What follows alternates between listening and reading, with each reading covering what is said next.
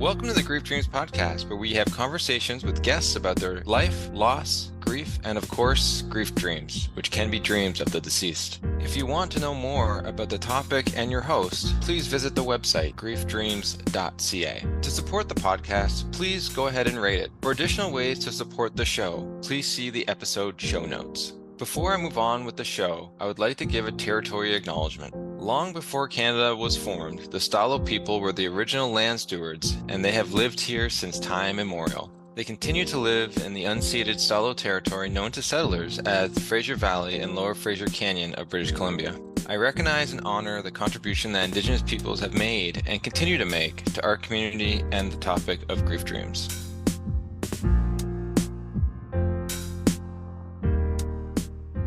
Welcome to the Grief Dreams podcast. Thank you again for tuning in. We have today with us Alison Garwood-Jones, who is an award-winning magazine writer and former editor of Elle Canada. She now heads up Pen Jar Productions, an art shop and publishing imprint. She also teaches writing and digital strategy at the University of Toronto School of Continuing Studies, where she won the 2021 Excellence in Teaching Award. Alison's new picture book came out this year titled I Miss My Mommy, 150 Portraits of Orphaned Adults, which includes a grief dream she had of her mother. So Alison, thank you so much for being here with us today.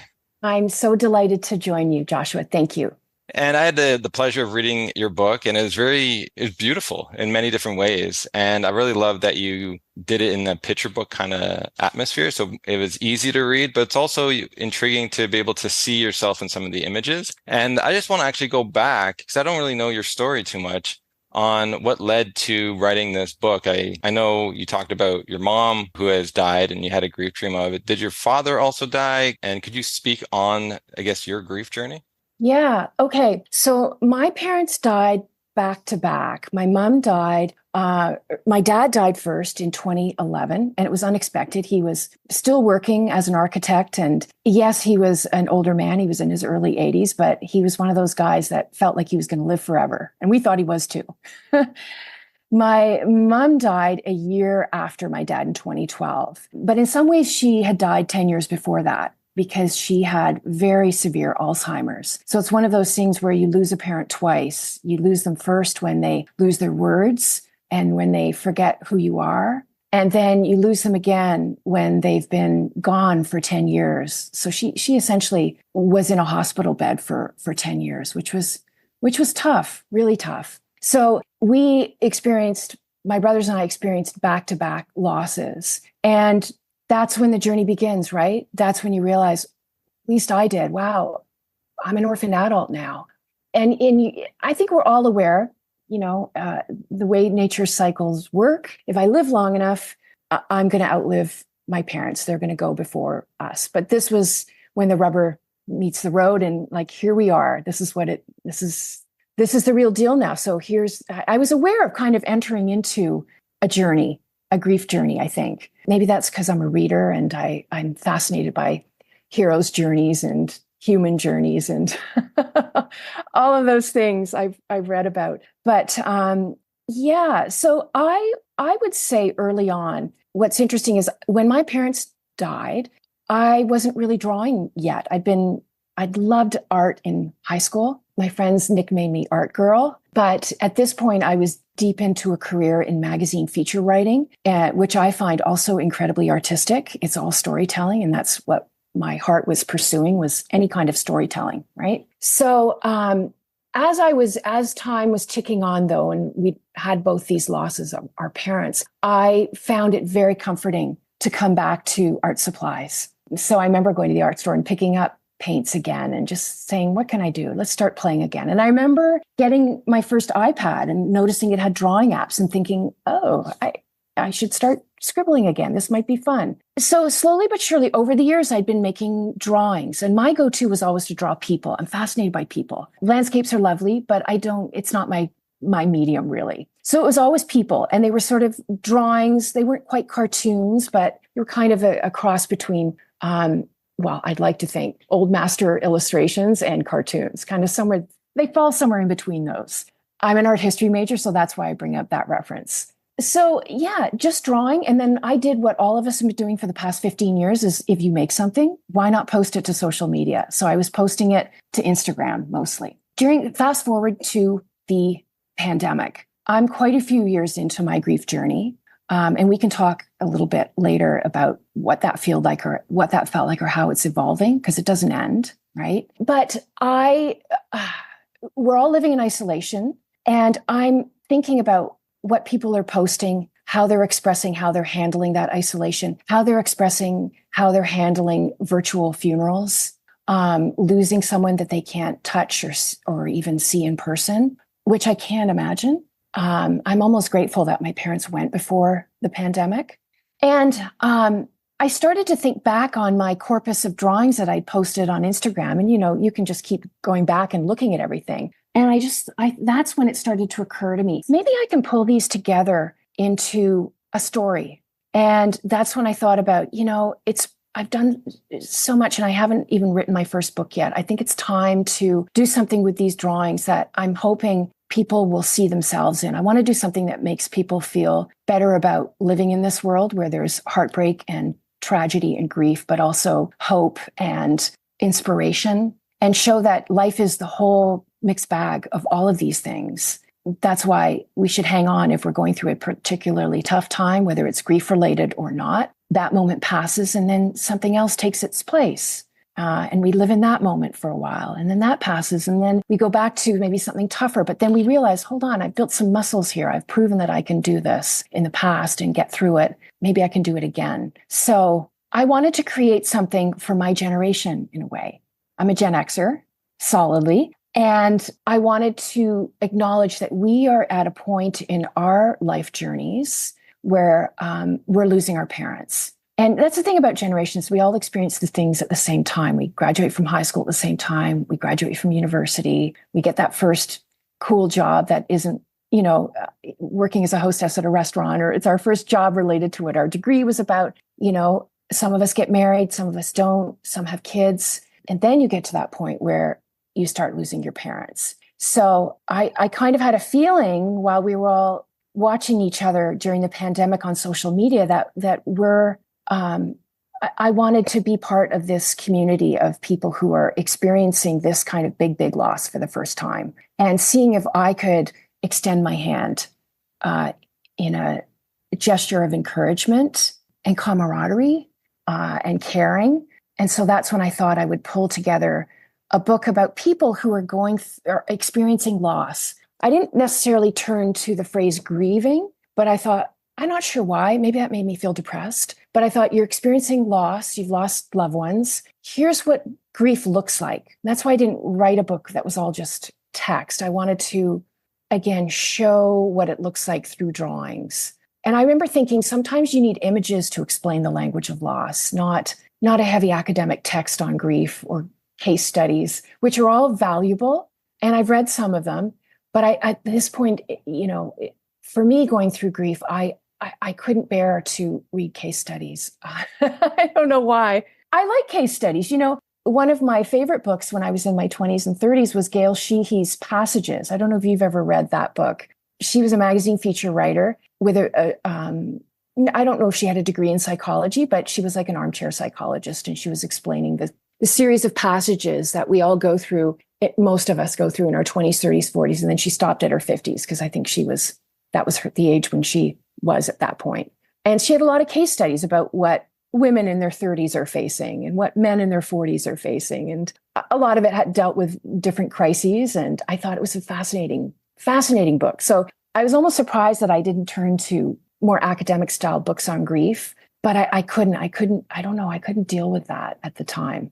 Yeah, it's very interesting what happens when we are faced with that difficulty and that challenge and like where we go. And I think it's, looking and hearing your journey, you went back to something that you used to do more as a child, right? Or as a youth. And to bring that back, there's got to be something very beautiful about that in the sense of how you're expressing your emotions and what you're able to do. Because you hear that a lot where a grieving individual says, I can't read a book. I can't even barely read. And so just because they don't have the attention span to be able to read it. So what I like about your book is that you could flip to any kind of page and you can just It's like a small sentence, and you can just like sit there and really reflect like it's a piece of art and just like be in that moment. And some of them are heavier, right? Because grief is very challenging, different parts. But you said like you put hope and love and different honoring the deceased in different ways in there. And so there's a full gamut of emotions and responses and behaviors that one could sort of see themselves in the future or in the present. And I really like that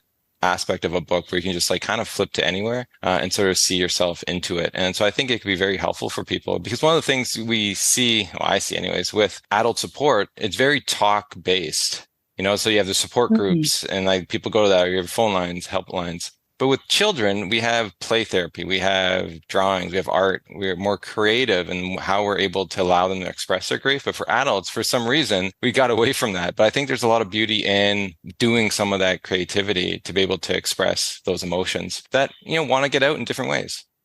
Love what you just said. I'm going to try and unpack a few of those things because you're spot on. So one of the taglines that I had for the book in the beginning as it was coming together was and just, how ideas float up, little taglines float up. Maybe it's my experience as a magazine writer where you always can see the pull quote. you listen to an interview you've done. There's the pull quote. There's the headline. And I started thinking of this book and I was calling it a picture book for big people without parents. And everything you just said was what I was thinking of too. And I'm so glad that came across. I wanted us to feel a bit more playful and whimsical than we would if we were reading a book. And there's many necessary books that are academic based about grief, and they involve case studies of real people experiencing real emotions and real loss. But for me, that picture book format, even though it's more, picture books are technically like 30 pages or so for kids, picture books for kids. And this is 280 pages. So it's thicker than a picture book. But I wanted to throw that idea out there and get people to think that way so that they would relax maybe into the book, not feel it was going to be intimidating, and give them a bunch of pages with portraits, but also a series of spot illustrations too at the beginning and the end of the book. I love spot illustrations. And that was really important for me to put in dealing with a subject like grief, because first of all, I love all things tiny. I don't know if your listeners are like into, I don't know, anything tiny, puppies, babies, miniature dollhouse things. I find them fascinating. I don't own any, but I like looking at them. And for me, there's something wonderful about a small format for things, because sometimes I think small says so much more than a big statement. And I've always been a fan of spot illustrations.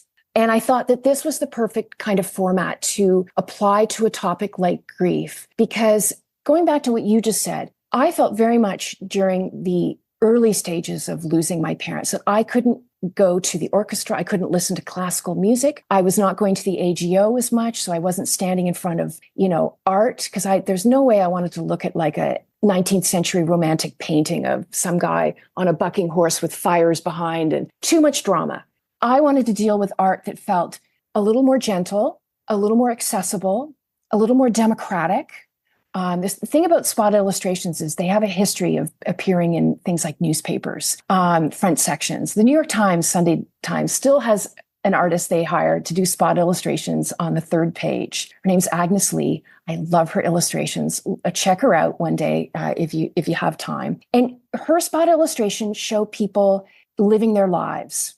They could be going out shopping. They could be walking down the street, walking their dog. They could be sitting on the floor thinking, but they're just these small moments of reflection that are in these spot illustrations that I thought, this is what I need to see to feel seen through my various emotions. And I had a hunch that it's what other people might need too. Something accessible. One thing I had in mind, and it's all tied in here, is if you can say less with more, I think that you'll have more emotional, have a better or more impactful emotional effect on your reader or your viewer. For a long time, when I was making the spot illustrations, I was thinking about that famous phrase that everyone says belongs to Ernest Hemingway, and it was, "For sale, baby shoes never worn."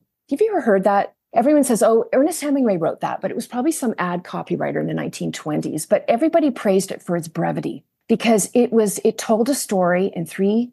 They're not even sentences: "For sale, baby shoes never worn." But it tells you a story of grief. And I thought, if I can do that with just drawings and maybe a caption as simple as that, I think it'll have way more impact than me trying to do really complex artistic expressions of grief.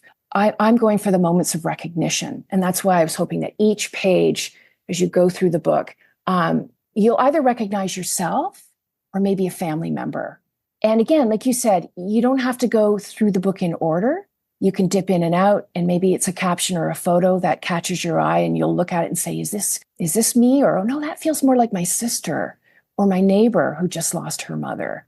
I like that. And I'm really curious because, you're writing this book for other people, but you're truly writing it for yourself. And I'm wondering to know what came up when you're designing the book, what came up when it was finished and you reflected back, because there's sometimes we get in this momentum where we want to serve other people because it's so difficult and we want to do something. And then there's this moment where we reflect like, wow, like look what I just did. And where's my grief now after looking through this all? Because a lot of times when you go for one thing, you get another. And a lot of times we're working for ourselves, but working for people at the same time.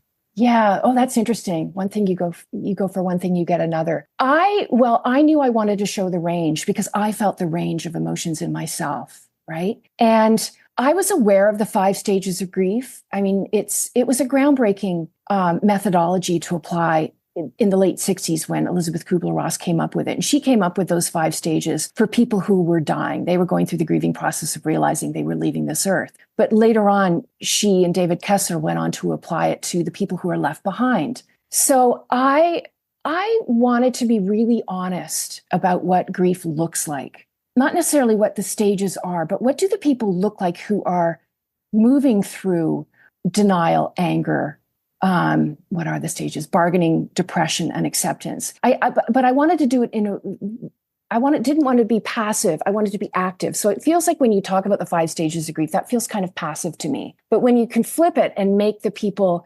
drawings of people who are actually experiencing grief in that moment, that feels more active to me. So what I did was I took the 5 stages of grief, all of which I'd felt the anger. I'd felt moments of depression. I didn't stay there though, thank goodness. And who knows if that's coming? No, none of us know. But I wanted to turn the 5 stages of grief into characters that I could relate to personally, because I feel like I've been those characters or archetypes myself. And I certainly know people who are those archetypes. So, if the first stage is denial, I wanted to do chapters on people who were shell-shocked or glassy-eyed and moving through life in a daze because they're in this new state of being where their parents aren't on the earth anymore.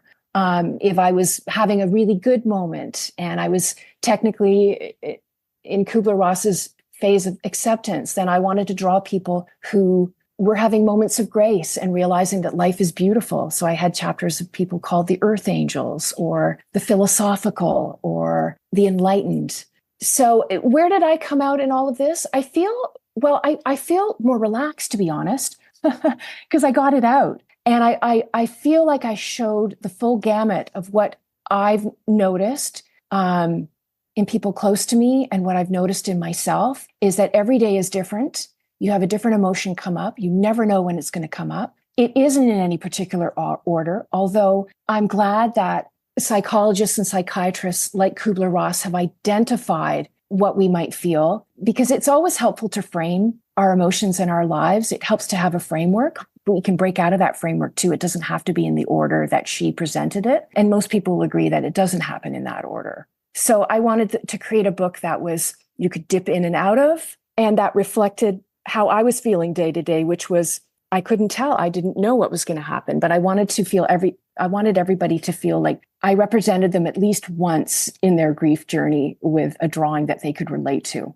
Yeah, I spoke to David Kessler, and it's interesting. He was saying how the one regret that Kubler-Ross had was to name it stages, because people took it as like linear, and it would better be more appropriate as something else other than that. So it didn't go in order. And she never thought it was ever in order in that way. As you said, like Wow. It's grief is messy and stuff, but the culture has its own ideas of what it wants. And they want something simple. They want something linear. And so it took it on and just changed the understanding of it. And to this day, like many people still think it's what the public says, not what the author says. And so it's like, just misquotes and stuff. So at the end of the day, it's very interesting to sort of see that, but also to hear your stuff and hear how you sort of went through it yourself. And as you said, it was messy. You went back and forth, and also depression it's not really meant to be depression as we see it. But back then, depression was just sadness. That was the term for it. And so we take it now as, like depression, which is a lot different than the sadness that they were talking about. And so it's just really fascinating when you go back to like old works on like the language changes over time.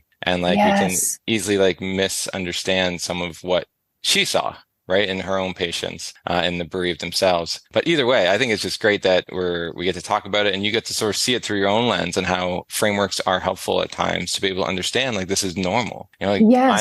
I'm not needing, I'm not doing grief wrong. You're doing it right, and this is just what happens, throughout it. And so where's your grief now? So that's what I'm trying to get at, because you wrote this book, which is, beautiful. Where is your grief now? As you said, do you feel more relaxed? Do you go back to the book at all? Do you have moments where the grief comes in to say hello? Where do you see it? I like how you said that. The grief comes in to say hello. So, it's hard to know where I'm at the moment, because I've been promoting the book for the last couple of months. And so it's very near to me right now. I'm looking at the book right here on the chair. And I'm trying to keep my act together and not cry. And I'm also trying to have a distance so I can understand what is it that I think about my book. Because sometimes it's interesting when you do media interviews, you have to remember, what did I do a book on? What is it about? What are my main points? But Can I just stop there? Could I just stop there? Because I think it's interesting how what you just said, you're putting your grief on hold to promote a book. Yeah. But you're not honoring your grief, even though that's what the book's about. Well, when I am honoring my grief, it's not when I'm in the very busyness. I'm not a big fan of busyness, but in order to get a book out and to build an audience, to reach the audience that I hope it will help, you have to take on a rather busy schedule. And I honor my grief when I slow down and I turn everything off, and I'm just with me and my sketchbook, right? Oh, beautiful. So that's when I get out my watercolors. Then I honor it, because then you're listening to that quiet voice. You're seeing what comes out. Oh, that's nice. Yeah, I was really curious to sort of because I see that pattern a lot with different people, like when they write books and stuff, they can forget why they did it in many ways, right? And that's honoring the grief. And as you said, there's this idea we need to present in a certain way when we do interviews. But the truth is, the more authentic you are to yourself and your grief, the better the book's going to be, because that was the whole reason you wrote it. That's right. Exactly. The world can trick us in thinking we need to be this for something, but actually that's just a story we've told ourselves a lot of time to avoid some of the sadness that wants to come up. When I talk to my father, and I feel it, it's in there. And at times I do shed a tear, other times I don't. But it's just interesting to sort of see when it comes up. And when it does, it's just honoring it in front of the camera. It's a very interesting and can be very uncomfortable, but very beautiful thing that I feel proud of now as I move forward, because you're just more comfortable with showing grief almost to others. Right. And I wanted to show a lot of people in very uncomfortable positions. I've got one character that's sitting on the floor with their head slumped and smoking a cigarette, or, another one with both their head in both hands, and they're just sitting there thinking, remembering, or stewing. Some of them are, grief is so many things. It's about the absence of your loved one, about their your life, person. Loss, and it's about their presence too, because their presence lives on in your memories. If you want to know more about the topic and your host, please visit the website, griefdreams.ca. Those very private moments to support the podcast, where please people go ahead and rate it. are For additional ways to wrestling support with the show, what please to do see with the those episode show intense notes. emotions. Before I move on with the All show, things I I was would like to doing give too. a territory acknowledgement. Yeah, I think that's the interesting thing, is you're doing it in private, right? And this is the stuff, and you're writing about it to show people this is the stuff that happens. And I think it's beautiful that people know, but also it shows where culture's at. People do have to do this stuff in private, right? And I think that's sort of what I'm seeing through it all, and just through the conversation is something that's important for other people that are listening to, I think, really reflect on why we do it in private so often, and I think that's the stories we tell ourselves within our grief journey. And one of the things I want to get to is the dream you had of your mom that's in the book, because we talk about being supported, and I don't want to assume it was supportive, but the way I read it, it was very lovely. And so I want to sort of ask you about that dream because I think you said you had it like multiple times. Yeah, multiple times, especially after mom died in 2012. I would always dream we were back at our favorite patio table at a little lakeside restaurant in just outside of Toronto. There's a little boating community on the Lake Ontario called oh, now I'm forgetting, Bronte, right beside Oakville. Very leafy, lovely community. And there was this restaurant we used to go to in the 90s called Jonathan's, and they had a huge patio with tons of flowers hanging, geraniums and things like that. And I'd come home from university and we'd always go, let's go to Jonathan's. And so we'd go and we were never short of things to talk about. I mean, I know lots of my friends had relationships with their mothers where they could talk every day on the phone and there was never, like I say, a shortage of things to talk about. And I was like that with my mom. So I would have this recurring dream where we're back at Jonathan's having club sandwiches and tea and talking and catching up. And I would be able to tell her everything that's going on. But as time went on, I would have that dream less, but I would still have it every now and again. And what changed in the dream was that we became the same age. We became contemporaries. So she went from being my mother to being my contemporary. And I thought, I'm not a psychologist. I have no idea what that means, but I'd like to think that it means that I always knew that even if she wasn't my mother, we would have been good friends. I love that. I just love the imagery too of just sitting and chatting and like an old place that you guys used to go. And I think it's fascinating on the age of the deceased. And you see that like in different people, how the deceased can be in different ages. Like even children can be older and adults that died older can be younger. But yeah, I think it's fascinating that you get to be the same age and almost get to sort of talk to her in that kind of way. I just think it's awesome that you had that moment where you can see that because where else can you have that moment, like except in a dream, I know. Well, and when you wake up from a dream like that, your body responds. And my body responded by relaxing. So again, I don't know if it sets off endorphins when we're sleeping, if we see someone that we love again. But when I started to not have the dream as much and I would wake up feeling stressed about the day and everything I had to accomplish, I tried to bring it back in my waking self. And I would do it by saying, good morning, mommy. And I do it for my dad too. Good morning, daddy. Because I didn't get to say mommy and daddy anymore. I don't have kids. So I wasn't able to say their names anymore. And it's interesting. A few years after they died, I heard Prince William and Prince Harry say a similar thing. I remember this is before their estrangement. And they had a mental health program called Heads Together. And I was listening to them talking about it. And I think it was William that said, this is before he had kids. One of the things you notice when your parent dies is you don't get to say mummy anymore. And I thought that's exactly what I experienced. And so that's why when I got up in the morning, as soon as I put my feet on the floor, as I was getting out of bed, I would say, good morning, mommy. And it was almost like this wave of sparkles going through me. That's the endorphins, right? I could feel better already. So I don't know if I just jinxed the magic of it by saying it out loud. It's like saying your meditation word. I don't know. Hopefully not. But I highly recommend it. If you had a good relationship, and it doesn't even have to be a parent, maybe it's someone who was really good to you and supportive of you, who made a difference in your life, and they're gone now. If you can say their name in the morning as you're getting up, it's almost like a sun salutation. They just feel a part of your life still. And I'm telling you, the endorphin rush is real. Wow, that's so interesting. And I'm curious too, you talked about a dream of your mom. What about your dad? Did you ever had a dream of him? I do. You know what? My dad and I, we had long, like with my mother, we had long conversations. I often dream that we're traveling again together. After my mom came down with Alzheimer's, obviously she wasn't able to travel anymore. So dad and I went on a few really fantastic holidays together. We went to Ireland. We went to San Antonio, Texas. We drove around in, Big Sky Country down in Texas and took in LBJ's ranch. And we had a lot of similar interests. My dad was an architect and really like a great dad, like supportive of all his kids. But I noted, being the feminist that I am, that he didn't have, he was just as supportive of me and my dreams and didn't pressure me to, pull back or don't do that. There was not any kind of sexism in his expectations or lack thereof. So I dream that we're still traveling. I dream that we're like back in Dublin, or maybe we're going somewhere new. But I always see us on a plane going somewhere. And sometimes I don't know where it is in the dream. We're just going somewhere. I don't know, sitting beside each other on a plane, which was fun. There was a sense of expectation there and excitement. We were going to learn something and eat good food. Oh, I love that. That's a great dream, actually, because you don't know where you're going, but you're together. Right, Yeah. exactly.